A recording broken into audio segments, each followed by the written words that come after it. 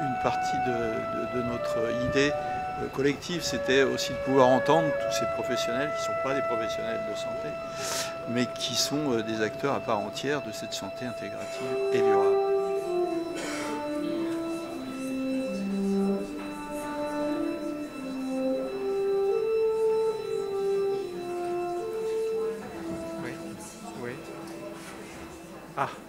Alors, en se donnant juste le tout petit temps pour faire la séquence photo. Voilà, donc on compte sur vous pour être actif, dynamique. Voilà. Voilà, on compte sur vous.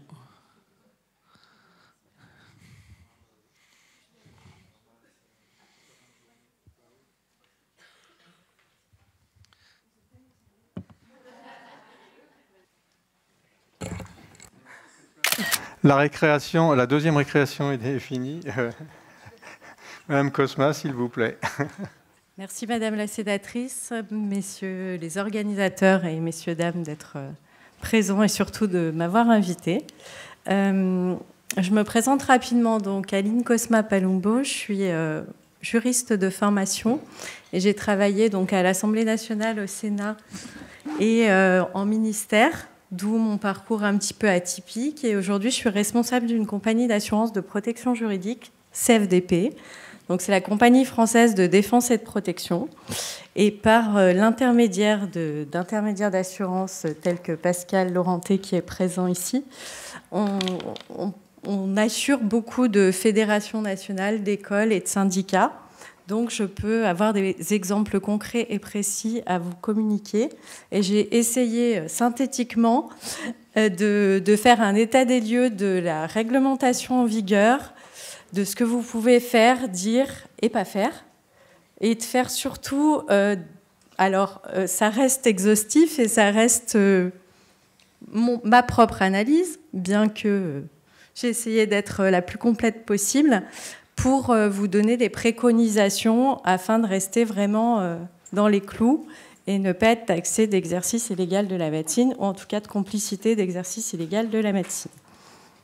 Donc rapidement, là c'est une présentation un petit peu rapide de l'entreprise pour laquelle je travaille. Je vous laisserai consulter peut-être le PowerPoint en ligne, je ne vais pas vous faire... le détail précis, voilà, 54% de professionnels ont déjà été confrontés à un litige sur les 3 dernières années. 60% des Français se privent d'un avocat estimant que ce service est trop cher. 3,5 ans est la durée moyenne des affaires traitées au Conseil de prud'homme ou au tribunal judiciaire. Ça, c'est des généralité. 1,8 million de TPE, PME françaises déclarent être freinées dans leur développement par les démarches juridiques et administratives. 65% des Français estiment que la justice fonctionne mal. Plus d'un sur 2 dirigeants déplorent le manque d'interlocuteurs à qui se référer pour se renseigner sur des questions administratives et juridiques. Donc, ce que nous sommes assureurs indépendants de protection juridique pour les professionnels et particuliers, et spécialiste de référence dans la prévention des risques juridiques et la résolution amiable des différends. Donc on est indépendant, en fait les 80 ans de la compagnie cette année. On a un ancrage territorial fort puisque nous avons 29 délégations en France plus une en Belgique. Proximité relationnelle, vous avez une équipe dédiée à chaque partenaire et chaque client. Expertise juridique, on est aujourd'hui 228 salariés, on est tous juristes titulaires minimum d'un bac+5 en droit. Et nous avons 2500 intermédiaires d'assurance puisque nous ne vendons rien en direct. Ce n'est pas la peine de me contacter à l'issue. Je ne vous vendrai pas de contrat. Voilà, je précise. Alors, notre métier, prévenir, résoudre, apaiser et financer. On finance bien sûr les procédures judiciaires si besoin. Restaurer le dialogue lorsque les liens sont rompus et transformer les conflits en accords durables. Donc, je vous passe les chiffres clés, j'en ai un petit peu parlé. On fait des offres sur mesure pour les fédérations, syndicats, groupements et marchés de niche. Nouveauté, on a une documentation en ligne avec, par exemple, Adèle. Donc là, vous tapez votre mot-clé. Par exemple, vous avez besoin d'avoir des renseignements, par exemple, sur une rupture conventionnelle. Vous tapez rupture conventionnelle, vous avez la fiche pratique, les courriers types, et vous pouvez même les envoyer en ligne par accusé de réception via un service de la Poste qu'on a mis en place. Tout ça avec le coût de votre prime d'assurance. Donc, c'est inclus dans le forfait. Donc voilà, j'en viens à CFDP Assurance. Donc, je reprends le contexte et l'actualité. Donc, après le premier sommet mondial sur la médecine alternative en Inde en août 2023, donc le principal but est de renforcer la base de connaissances sur la médecine traditionnelle afin d'encourager les pays membres à les intégrer dans leur système de santé en mettant en place des politiques nationales appropriées et en prévoyant bien sûr un cadre législatif sur les produits de l'exercice de certaines pratiques de soins non conventionnels. L'OMS souhaite renforcer leur qualité, leur sécurité et leur efficacité. Donc là, j'ai repris le rapport de l'Ordre national des médecins sur les pratiques de soins non conventionnels et leurs dérives. On en a parlé un petit peu tout à l'heure. Donc c'est un rapport de juin 2023. Donc 400 pratiques de soins non conventionnels ont été recensées via l'OMS. 80% de la population mondiale a recours à la médecine traditionnelle. 71% des Français, vous l'avez dit à plusieurs reprises d'ailleurs, a déjà eu recours à une PSNC. 20% des dossiers traités au CNOM concernent les PSNC, soit environ 1700 courriers reçus en 2022. Et 60% des personnes ayant recours à des PSNC sont atteintes d'un cancer. Donc là, ça représente quand même quelques exemples. Donc l'apithérapie, l'aromathérapie, l'auriculothérapie, la kinésiologie, l'aptonomie, la lithothérapie et la sylvothérapie. Je pense qu'il y en a certains d'entre vous qui exercent ces professions dans la salle. Donc on est d'accord qu'il n'y a aucun encadrement ni organisme de contrôle aujourd'hui. Risque de dérive thérapeutique et risque de dérive sectaire, c'est ce qui vous est actuellement reproché. Parlons un peu d'exercice illégal de la médecine, suivant l'article L4161 du Code de la santé publique. Donc par un médecin, s'il aide des personnes non diplômées à effectuer des actes médicaux, s'il ne remplit pas les conditions de nationalité, même s'il est médecin à l'étranger, s'il n'est pas inscrit à un tableau de l'ordre des médecins, ou s'il a une interdiction temporaire d'exercice après une sanction disciplinaire. Par un non-médecin, donc diététicien, peut constituer l'infraction d'exercice illégal de la médecine tout non-médecin qui contribue à l'établissement d'un diagnostic médical par l'administration d'un régime alimentaire. Ce rôle incombe aux diététiciens diplômés d'État ou aux médecins. Esthéticien, le juge sanctionne l'exercice illégal de la médecine suite à des actes d'épilation qui ne respectent pas la législation. L'esthéticienne peut pratiquer tout mode d'épilation à la pince ou à la cire. Toutefois, l'épilation au laser doit être pratiquée par un médecin. Médecine chinoise à acupuncture, les juges semblent accepter la pratique de la médecine traditionnelle chinoise. Néanmoins, celle-ci doit être pratiquée sans acupuncture. En effet, l'acupuncture est réservée au corps médical. Donc par un professionnel de santé, cette fois, infirmier et infirmière, le rôle de l'infirmier d'appliquer les prescriptions médicales constituées par le médecin, l'infirmier dépassant sa compétence commet l'infraction d'exercice illégal de la médecine. L'opticien, le rôle de l'opticien n'est pas d'élaborer un diagnostic ou une prescription, sinon il réalise une infraction. En effet, cette fonction est réservée aux médecins. Néanmoins, l'opticien peut utiliser certaines méthodes, comme par exemple l'ophtalmomètre. Ostéopathe, chiropracteur, ces deux professions doivent être exercées par des professionnels de santé. Ils ne possèdent pas le titre de médecin, mais des diplômes existent spécialement pour ces professions. Pharmacien, le pharmacien doit faire attention à ne pas poser de diagnostic ou à traiter des maladies, même s'il peut conseiller sur l'emploi de certains médicaments et sur les effets thérapeutiques, il ne doit pas dépasser ses fonctions. L'exercice illégal de la médecine peut être constitué lorsqu'un non-médecin outrepasse ses compétences et pratique des actes réservés aux médecins. Voilà. J'ai mis un coup de plomb, là, ça y est, plus personne. Je vais me faire fusiller en sortant. Mais j'ai repris la jurisprudence actuelle pour faire vraiment un topo des choses que vous pouvez faire ou pas et comment. Bien sûr, j'ai demandé à ce que ça soit mis en ligne par la suite, parce que j'essaye d'aller vite pour ne pas plomber toute l'après-midi. Mais vous pouvez bien sûr étudier le détail en ligne. Donc, préconisation, adopter les bons éléments de langage. Les professionnels ne doivent pas s'attribuer une fonction médicale qu'ils ne possèdent pas. Il ne doit pas présenter son activité comme étant thérapeutique. Il doit être clair envers ses clients. Je sais que certains parlent de patients. C'est un terme qui est réservé aux médecins, donc non. Client, c'est moche, mais c'est comme ça. Sur la qualité non conventionnelle de ses actes. Le professionnel doit soigner sa communication écrite et verbale auprès de ses clients. Et le professionnel doit rester prudent sur les termes désignant sa formation. Il faut être bien transparent, connaître les pratiques réservées aux médecins. Premier cas, les préconisations du professionnel de médecine naturelle ne doivent pas se transformer en traitement curatif. Deuxième cas, le professionnel de médecine naturelle doit répondre aux exigences françaises de diplôme. Troisième cas, la première erreur du professionnel de médecine naturelle lui est pardonnée, pas la deuxième. Donc soyez vigilants. Si vous avez besoin d'explications, n'hésitez pas, je vous laisse mes coordonnées.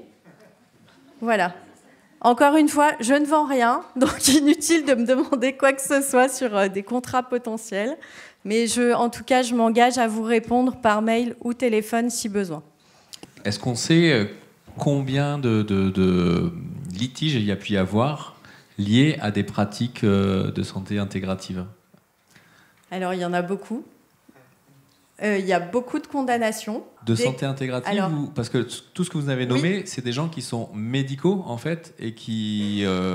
l'opticien, tout ça, ce sont des gens médicaux. Mais des gens qui ne sont pas médicaux. C'est-à-dire des gens comme la plupart qui sont là aujourd'hui. Oui. J'en ai beaucoup. J'en ai beaucoup. Ils sont taxés d'exercice illégal de la médecine, parce que parfois, certains utilisent des termes qui sont réservés aux médecins. Et vous pouvez très bien, juste sur votre site internet, faire des impairs de langage. Et là, vous pouvez bien sûr vous retrouver devant une juridiction pour exercice illégal de la médecine ou complicité d'exercice illégal. Alors, ma question était peut-être pas bien formulée. Est-ce qu'il y a beaucoup de cas de litige où il y a des blessures ou des actes qui ont engendré quelque chose pour le client? Blessures et actes volontaires, j'en ai pas eu, honnêtement. Après, c'est plus des personnes qui ont substitué des traitements médicaux en disant qu'ils allaient les soigner autrement. Voilà, j'ai eu pas mal de problématiques avec des naturopathes, beaucoup. Désolée pour ceux qui sont présents. Voilà. Oui, j'en ai beaucoup qui proposent des solutions qui sont un petit peu limites par rapport aux médecins et ça doit rester dans les clous. Après, chacun prend le traitement qui lui convient. Mais voilà les cas de sanctions, en tout cas pénales, qui ont été avérés. Concernant l'homéopathie et l'acupuncture, qu'est-ce que vous avez eu? Est-ce que c'est important ou pas? Ça fait partie des jurisprudences de la Cour de cassation. Après, à quelle proportion, je ne peux pas faire l'exhaustivité de toutes les pratiques qui ont été faites, mais vous pouvez les trouver en ligne sur legifrance.fr. Monsieur? Ah bah oui, je me propose de répondre du coup. Donc notre association, elle travaille aussi avec une assurance. Et on offre une protection juridique à nos clients aussi. On a, nous aussi, un état des lieux des sinistres. Alors, on n'a jamais eu d'exercice illégal de la médecine, moi, depuis que je suis directeur, c'est-à-dire depuis 2 ans. Je crois qu'il y a eu une fois un cas, et ça reste après des cas mineurs. Donc, ça montre aussi que quand on fait partie d'une organisation professionnelle et qu'on a effectivement aussi, nous, on veille à ce qu'il y ait un certain niveau de formation. Et surtout, les écoles dont on reconnaît le cursus, elles enseignent elles sont parfaitement au courant du coup des risques qu'on encourt quand on ne respecte pas. Ce que je voulais dire aussi, préciser, qui n'était pas dans l'intervention, c'est que en tant que prestataire de service, on est par contre soumis au code de la consommation. Et donc ça, c'est important de préciser qu'il faut souscrire à un organisme de médiation à la consommation. Après, en ce qui concerne le droit à l'exercice légal de la médecine, en fait, tout ce qui n'est pas du champ de la médecine, aujourd'hui, en fait, on a le droit de le pratiquer. Donc, ce qu'il faut connaître au final, c'est ce que fait un praticien de santé. Aujourd'hui, on travaille aussi sur la norme AFNOR en naturopathie, j'en avais parlé tout à l'heure, avec 2 avocates qui nous accompagnent sur le sujet. Et on est très clair sur le champ d'activité du naturopathe. J'imagine que c'est la même chose pour d'autres pratiques, ou dans l'enseignement des écoles sérieuses, encore une fois, on parle de ce qu'on peut faire, ce qu'on ne peut pas faire. Et voilà. Après, je reste assez étonné parce que vous avez dit beaucoup, nombreux. Alors, c'est pas des chiffres pour moi, du coup, j'ai un peu du mal.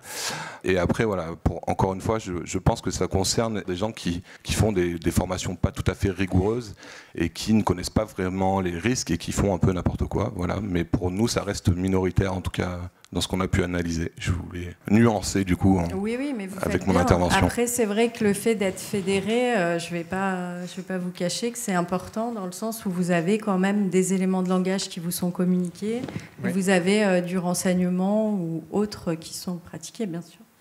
Merci pour votre réponse. Une autre question ? Pour être passé dans le broyeur de la justice il y a 25 ans, en tant qu'ostéopathe non professionnel de santé de 1991, en 91, oui, j'ai obtenu un non-lieu total en pouvant prouver que je ne pratiquais aucun exercice, aucune pratique médicale. Ça veut dire pas de diagnostic, pas d'acte de la nomenclature, ni sans manipulation, qui en est une, et sans prescription. Je vais boire un verre d'eau après, c'est tout. Entre-temps, la Cour de cassation a 3 arrêts qui infirment ça en disant si ce que vous faites est à but thérapeutique, c'est un acte médical et c'est illégal. Donc, dans la proposition du titre de praticien de santé, comme les ostéopathes ont obtenu une délégation d'exercer un acte médical de la nomenclature, la manipulation, le titre de praticien de santé pourrait permettre de reconnaître un effet thérapeutique à une pratique de santé, même si cette pratique n'est pas à but thérapeutique, mais d'entretien de la santé. Et c'est une articulation très importante dans la présentation de ce qu'on fait. Il y a quelques années,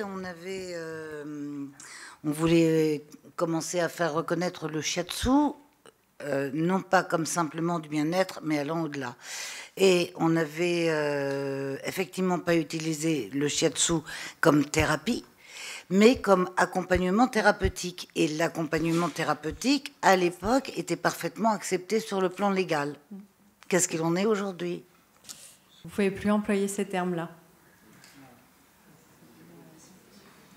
C'est réservé à l'ordre des médecins. Même en disant accompagnement. Oui. Je voudrais rajouter qu'il y a aujourd'hui une grande opération nettoyage de la service de la répression et des fraudes qui visite toutes les thérapies complémentaires et met au tribunal les écoles, etc. Et ce matin, on nous parlait de thérapie, et monsieur vient de dire complémentaire, donc on utilise bien le terme thérapie. Donc je ne comprends pas. Quand c'est thérapeutique, ça ne marche pas, mais quand c'est thérapie complémentaire, ça fonctionne. Non, c'est très subtil. J'avais dit accompagnement thérapeutique. Elle m'a parlé d'accompagnement thérapeutique. Oui, c'est ce que je dis. Mais nous, on parle bien de thérapie complémentaire. Nous sommes des thérapies complémentaires. Et là, on peut utiliser le terme thérapie ? Vous ne pouvez pas utiliser le terme thérapie, en fait. C'est réservé à l'ordre des médecins. Si je peux me permettre, depuis les présentations ce matin, ceux qui ont utilisé les termes thérapie complémentaire, c'était des médecins qui ont utilisé ces termes de langage. Oui, c'est vrai. Vous verrez que toutes les personnes qui sont des praticiens dans nos techniques ont utilisé techniques complémentaires, interventions non médicamenteuses ou autres. Donc effectivement, on a discuté de longues heures sur la sémantique, sur le choix des mots. Effectivement, on nous explique, il y a certains médicaux qui nous disent si on contextualise un mot, on peut l'utiliser. Le problème, c'est que oui, dans la langue française, il faut contextualiser, mais légalement, on se retrouve avec une utilisation de termes qui, pour l'inconscient, enfin pour le grand public, peut porter à confusion, donc non. Oui, juste un commentaire parce qu'on a engagé un travail de sémantique dans un groupe à l'intérieur du GEDCOP.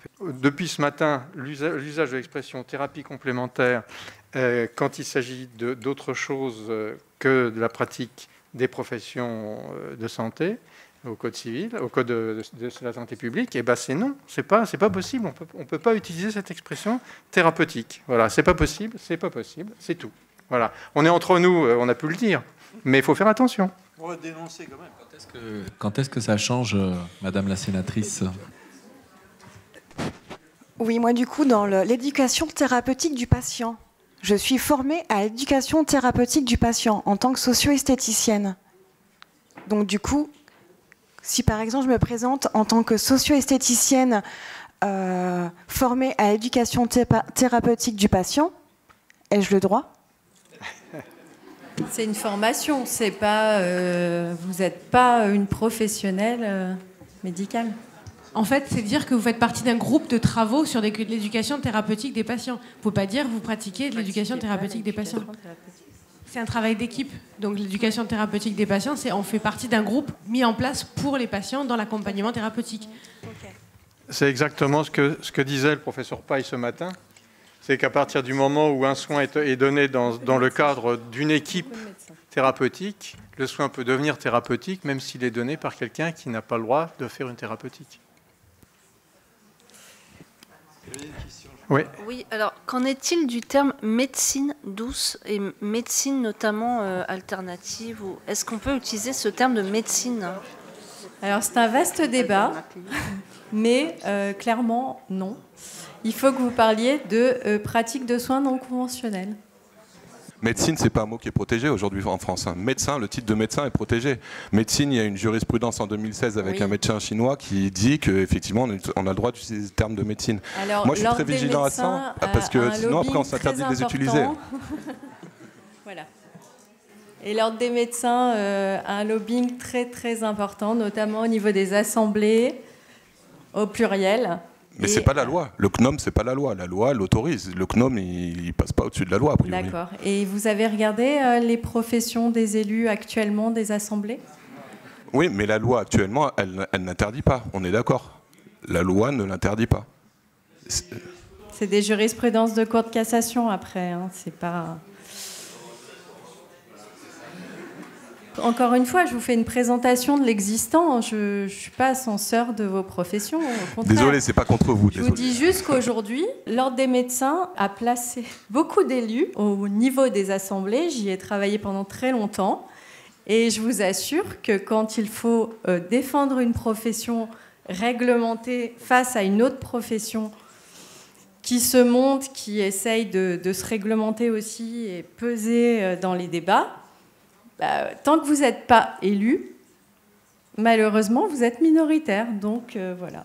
Non, mais je vous remercie, c'était pas contre vous. Non, c'est juste que nous, si on commence à s'interdire d'utiliser des termes qu'a priori on a encore le droit d'utiliser, après nous, on se réduit encore plus, c'est pour ça. Aline, comme tu dis, c'est très relayé par la DGCCRF, tout ça. Donc, c'est un ensemble. C'est pas que le CNOM, là, en l'occurrence. Ouais. L'État dans son ensemble. Bon, on va peut-être permettre à Madame Cosma de continuer son exposé. Elle est finie ? D'accord. Je vais en témoigner puisque moi je l'ai vécu. Juste avant le Covid, j'ai été contrôlée par la DGCCRF dans mon cabinet. Oui. Étant à la tête du syndicat professionnel des réflexologues, j'étais voyante forcément. Donc ils sont venus. Oui, je suis désolée, c'est toujours pas le même problème. Faites attention, ils vérifient tout. Donc, je n'ai eu aucun problème, ça tombe bien. Mais quand elle est arrivée, elle avait regardé des pages de mon site internet que personne n'a jamais regardé. Personne. Et je peux vous dire qu'elle est arrivée avec tous les papiers soulignés pour montrer ce qu'elle avait vu, ce qu'elle n'avait pas vu, etc. Donc, faites vraiment attention. Et quand ils viennent dans le cabinet, c'est pareil, ils regardent tous vos affichages. Donc, soyez très, très prudents avec ça. Et quand ils viennent, ils ont vraiment tout épluché. Donc, il faut vraiment le savoir. Il faut vraiment faire très attention. Il faut savoir que la plupart des personnes qui sont contrôlées ont été dénoncées en amont. Voilà. Alors, je peux dire que non, parce qu'elle m'a appelée. Effectivement, elle m'a expliqué pourquoi elle venait. Ils ont eu 2 vagues de contrôle qu'ils avaient lancées à la demande du gouvernement. Et donc, ils ont pris quand même... Alors, soit des gens qui ont peut-être été dénoncés, soit des gens au hasard, soit après, comme elle m'a dit, des gens dont on sait qu'ils font partie des organisations pour voir justement comment on applique ce qu'on fait. Comment vous relayez aussi au niveau des adhérents. Oui, tout à fait. Une question. Oui, merci pour rebondir sur les cabinets. Concernant les installations, justement, parce que les thérapies non conventionnelles, a priori, n'ont pas le droit de s'installer avec de la médecine, des thérapies conventionnelles. Donc, est-ce qu'il y a des lois qui ont changé par rapport à ça, ou est-ce que c'est toujours interdit? Est-ce qu'il y a des... Je sais qu'il y a un sujet par rapport aux salles d'attente. Dans plusieurs espaces différents. Par exemple... je crois, un réflexologue ne peut pas s'installer avec un médecin, un kiné, ou faut qu'il y ait des salles d'attente différentes. Faut qu'il y ait des salles d'attente différentes. Par contre, le fait de créer éventuellement une maison médicalisée avec plusieurs praticiens, dont des médecins, c'est autorisé à condition, bien sûr, que vous ayez des espaces séparés, des comptabilités séparées. Voilà, même s'il y a une porte, une salle d'attente, c'est bon. Mais ils peuvent être dans la même endroit, même maison. Même maison, même locaux, mais séparés. Oui, sauf qu'au printemps dernier, il y a eu dans l'Oise une ville qui avait justement un centre de santé, comme ça. Donc ils cherchaient un médecin. Dedans, il y avait un sophrologue qui était installé. Et puis, j'ai vu sur BFM, le matin, la surprise que le médecin ne pouvait pas venir parce qu'il y avait un sophrologue dans l'espace de santé. Alors là, je vais vous dire, j'ai vu rouge, j'ai contacté l'ordre des médecins et le maire, et la presse, j'ai fait le scandale. J'ai dit, parce qu'il n'y a pas de raison que vous voulez des salles d'attente différentes, d'accord. Mais quand vous dites le médecin ne vient pas parce qu'il y a un sophrologue, à nous, ça nous porte préjudice. Vous n'avez pas à nous porter préjudice. Voilà, il faut être clair. Il ne faut pas se laisser faire, il faut attaquer. Syndiquez-vous. Et c'est l'ordre des médecins qui l'interdit, en fait. Alors, encore une question, ça sera la dernière. C'est juste une petite remarque. Si au cours de nos rendez-vous, on prend systématiquement du retard, le client, pour le coup, il devient impatient. C'est le mot de la fin, merci. Bon, alors... Je vais me permettre de remercier chaleureusement Madame Cosma. Tu vois, qui va sortir sous protection. Non, mais qui a quand même finement négocié sa prestation parce qu'elle a fini par dégeler la salle et qu'on finit en souriant. Bravo.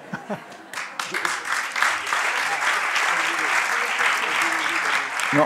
Je voulais répondre tout à l'heure au problème d'installation de praticiens non médecins dans des maisons médicales. Les maisons pluridisciplinaires financées par l'ARS, c'est impossible. Après, pour les autres maisons, il n'y a pas de problème. C'est l'accord des médecins, l'accord des praticiens qui sont dedans. Voilà. Mais dès lors où c'est bien une maison pluridisciplinaire financée par l'ARS, c'est non.